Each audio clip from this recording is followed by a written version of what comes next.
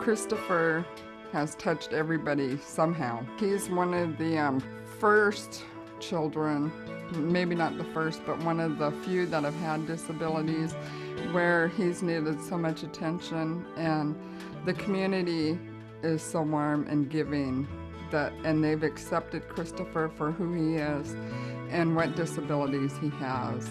There's some that he has real close bonds and ties with, and those are the ones at the child care and the early Head Start that he's dealt with on a day-to-day basis and he feels real comfortable with. Before I came here, it was like whatever was happening, it just happened. I never said anything about it, just let it go on. But since I've been here, I know that I can make a change. Just by being the mom, I can make a change. We not only have the right, but we have the responsibility to do what we think is best for our children. What we learned was that if our children had a real ghost chance in heck of making it, they had to start out in the real world. Not some special world, not some fabricated world, not some special ed world. They had to start out in the real world.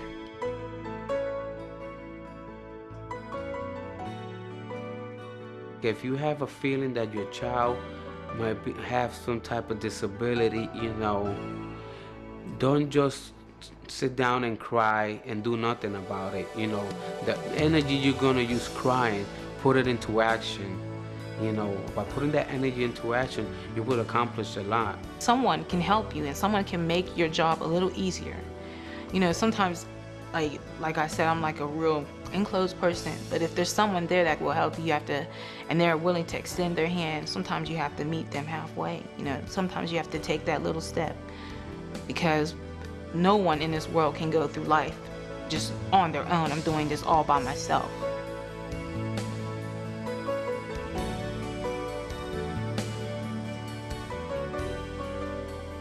Like the early Head Start kids.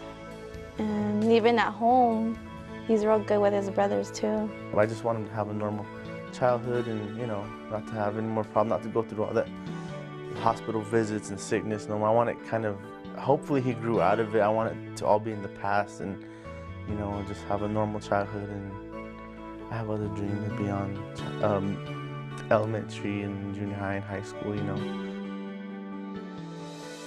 Entonces mi consejo es de que luchemos por nuestros niños y que sigamos adelante y que no hay barreras para que nosotros nos paremos y nos sentemos o nos quiten el entusiasmo o la ilusión que nosotros como padres tenemos. You are not alone.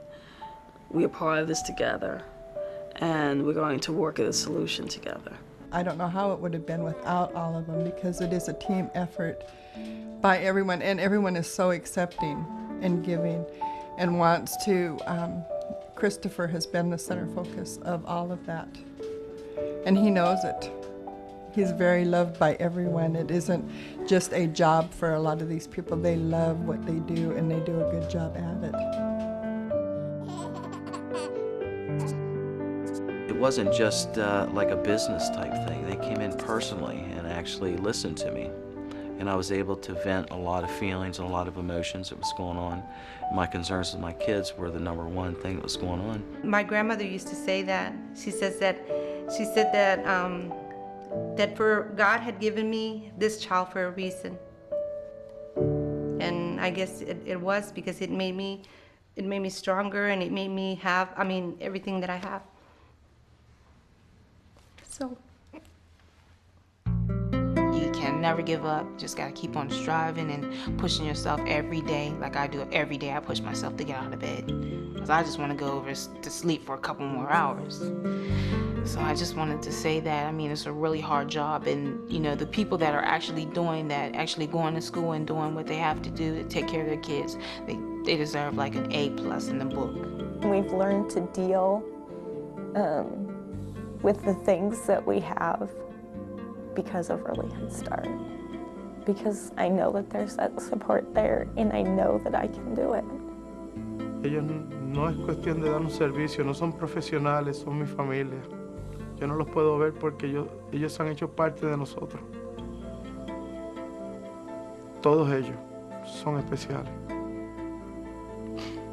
Nosotros entendemos que realmente el programa nos ha cambiado mucho la forma de ser, porque en el proceso en que ellos le enseñan al bebé, le enseñan a uno también a aprender a ser casi como el bebé,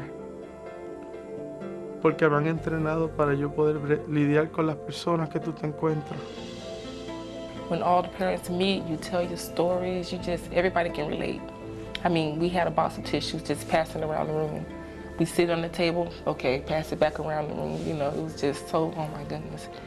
I'd never dealt with my son having cerebral palsy before. What I try to encourage parents to do is to go at the pace that's most comfortable for them, but not ever to lose sight of the fact that at some point, decision-making really should rest with them. It is their child. This is their life. It won't be easy, the process. Nobody said it's gonna be easy, so, gotta be humble in that aspect.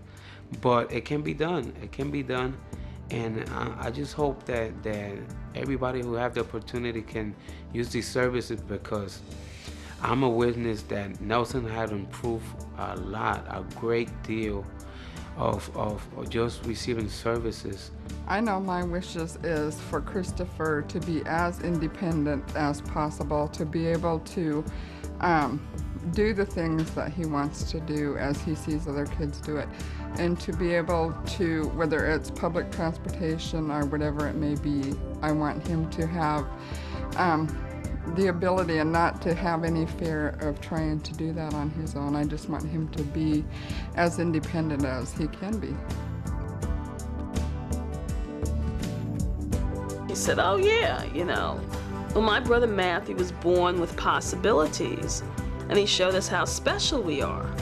So my first reaction was to say, sweetheart, the word is impossibilities, the word is and I couldn't even finish it. I couldn't even finish the word, because it just, I listened to what Melissa had said, and it just seemed to be so much more positive and so much more life-affirming, that these children are born with possibilities.